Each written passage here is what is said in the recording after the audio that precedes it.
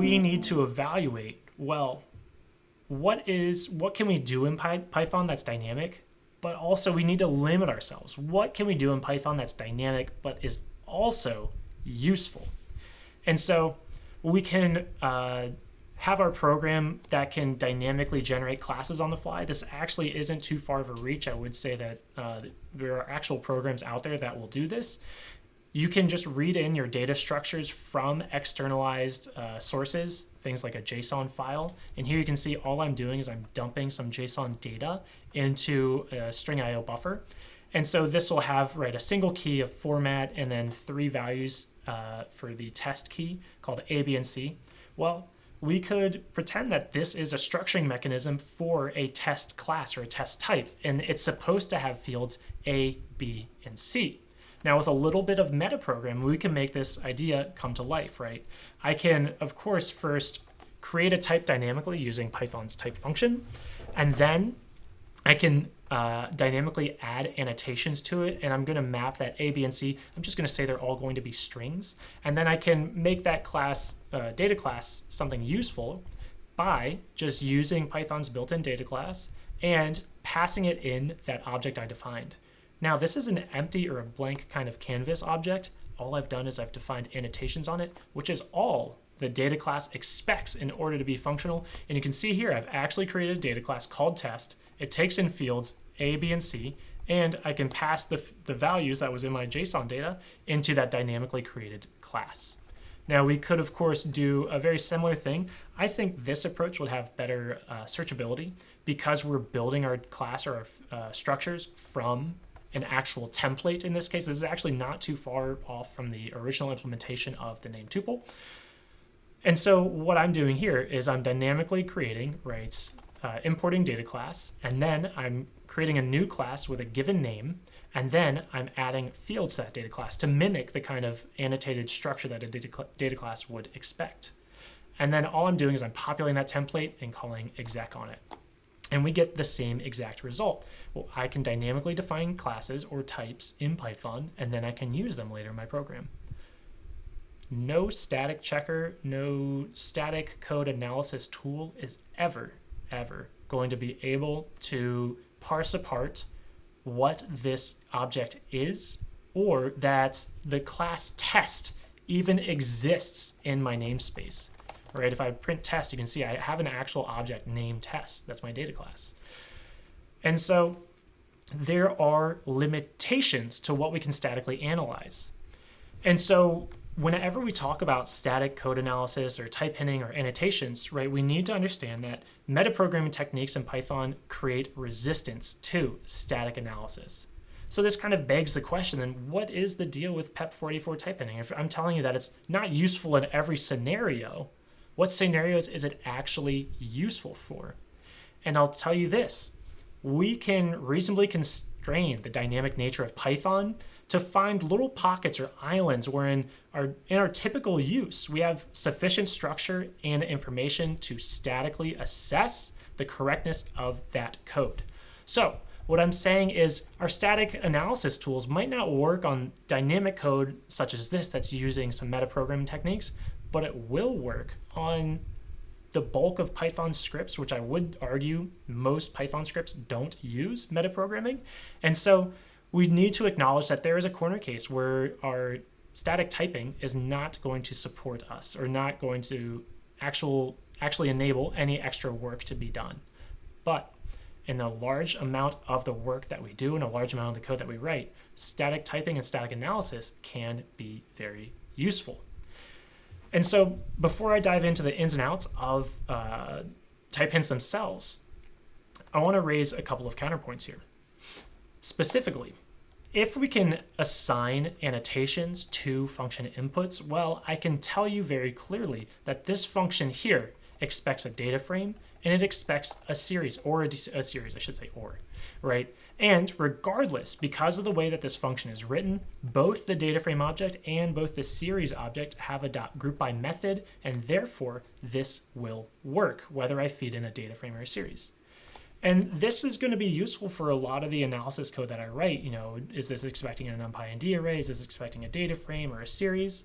But what it's not going to be useful for is if I need to declare anything about those objects. Note here that I can declare this input or this argument into function f. This is a list that is comprised only of integers. So this is a homogeneous list of integers. But what I can't do is I can't say that this is a data frame. df is going to be a data frame. It's going to have a date time index, and it's going to have columns, expected columns with maybe expected types on those columns, sort of like a single field or multi-field validation tool here. I can't dynamically do this just yet. Now I could write some code. I could extend my own types in order for this to actually work, in order to be checked both at runtime or even statically.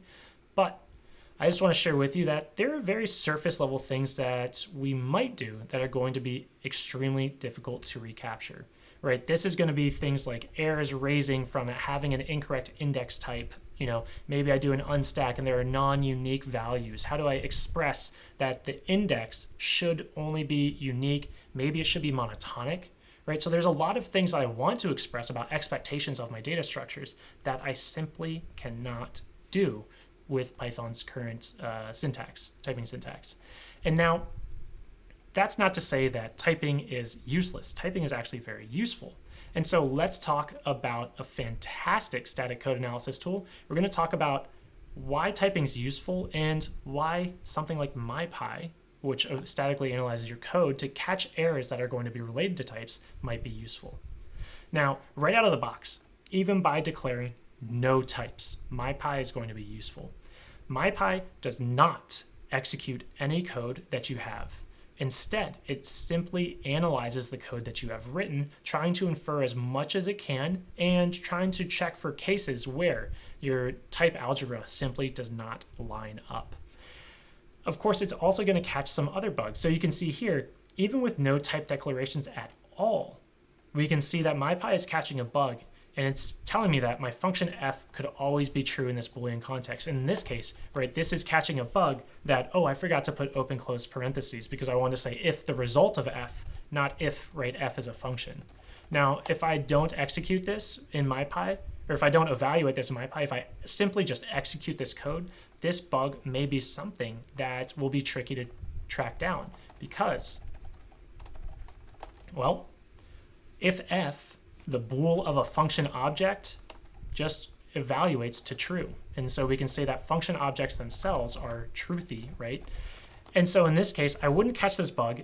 I would always be evaluating this code path, and I would not be evaluating the code path based on its actual or eventual result. With a static code analysis tool like MyPy, we can actually see, okay, if f, that's going to be interesting. What is f? And MyPy can determine that, f is a function. And then it says, wait, are you sure you want to check if, right, the bool on a function object? That really doesn't make a lot of sense because this is the same thing as just writing if true. And so MyPy is saying, hey, you might have had a typo here. You should really revisit this code and check it. Additionally, MyPy is actually fairly smart when it comes to inferring types. Now, I'm not giving Python any hints here, any help here. But if I were to type in this function, right, this would be a list of lists of int, right? And I'm going to remove that type hint, and instead, I'm going to say, okay, for every sublist in x's, I'm going to append, right, the sum of x's. Oh, there's an error here too. And what's very interesting is this. Argument 1 of append to our list has an incompatible type int. It expected a list of ints. And if you look very closely, there is a small typo here. Instead of x's, right, the sublist, which is my looping variable, I specified xss, right, which is my original variable. And so I'm effectively trying to do something like this. All right, xssx.append 1, or an integer. And MyPy is telling me, whoa. Look at this pattern. You have a list of ints, and then you have a list of ints, and then you're telling me that the thing you're gonna add in here is just a single integer. Is this gonna be a useful usage of a Python list? we often say that Python lists should be homogeneous in their usage or their data types. And you can very well see that mixing a list of ints next to an int, well, if I ever wanted to loop over this list and do something meaningful, we're going to have to do a lot of instance checking. And so without even executing any code, MyPy has found a bug that's related to a typo in my code base, and we're able to actually evaluate that without running any code, without evaluating any unit tests. Now, we can, of course, specify specific types, right, with MyPy. So I'm saying that D is going to be a dictionary whose keys are strings and values are integers. Now, if I were to run this code in Python, right, we end up getting an error, unpacking error. And you can think, well, that's probably related to maybe a typo. Again, I forgot the dot items on my dictionary here. But what MyPy does is it can make some inferences. It can say, okay, we're going to loop over D. And remember that D is a dictionary of strings. So I'm expecting the value that's resultant from iterating over D to be a string. And then it sees me trying to unpack this string. And it turns out that MyPy is saying, you know what? You can't unpack a string. Like, it's kind of silly to do in the first place.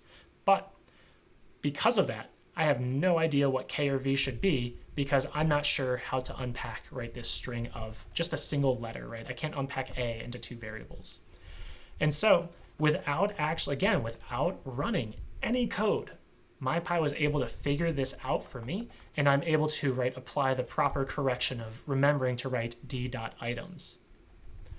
Additionally, right, MyPy can make use of multiple test cases that are effectively written inline in your code. If I define a function that takes another function as its input, so in this case, g, which is going to be an argument to f, is a callable that expects an integer and returns none. And all f does is just evaluate g of 0. Let's pass in a couple of different functions, and I'll evaluate this first in Python. Okay, if I pass in a lambda that takes no arguments, then we get our type error. If I now pass in a lambda that takes a single function, we don't get our error. If I pass in a function that returns a specific value instead of none, well, we don't get an error again. And if I pass in a function that has 2 arguments to it, well, we get a type error. And if I were to uncomment all of these and have all of these actively run in my code base, I only get information about the very first error, the very first issue that we encounter. A static code analysis tool like MyPy, since it's not actually executing the Python code, it doesn't have to stop at any given exception, and it can continue checking my code for every possible error that it could be expecting. And you can see here, right, on line 8, right, argument 1 to f has an incompatible type. The type has no input arguments, and yet we expected it to take at least one, or we expected it to take only one integer. Then, right, on line 10, we had a very similar issue where we just didn't return none. Instead, we returned an integer, and that was unexpected. And so you can continue through these, and you can see all of your errors up front, and you can go through and do a full pass correcting all of those errors that MyPy has revealed to you, and then rerun your check and say, okay, now my code is good to go. So this is one of the strengths of MyPy. We don't actually have to evaluate or run the code in order to figure out what might go wrong when I do run it. And so it will very quickly catch many of these types of errors, and it can do even more complex steps than this.